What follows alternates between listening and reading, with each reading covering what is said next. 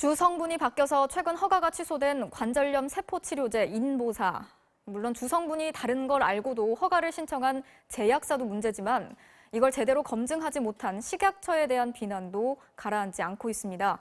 결국 식약처장이 인보사 사태 2달여 만에 직접 고개를 숙였습니다. 남재현 기자입니다. 식약처 관련 부서에 검찰 압수수색이 이뤄진 뒤 식약처장이 기자회견을 자청했습니다.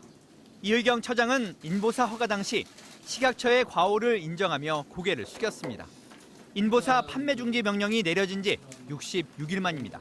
허가와 사후 관리에 만전을 기하지 못해 국민 여러분께 심려를 끼쳐드린 거에 대하여 진심으로 죄송하다는 말씀을 드립니다.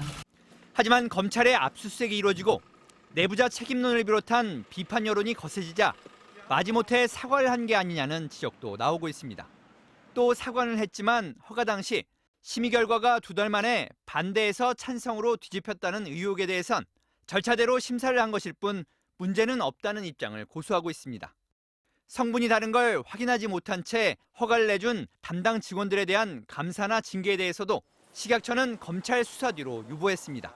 검찰 조사를 받는 입장에서 사실 감사를 하겠다 그러면 이게 또 조금 앞뒤가 안 맞는 내용이 될 수도 있어서 하여튼 그 부분은 저희가 내부적으로는 검토를 하고 있고.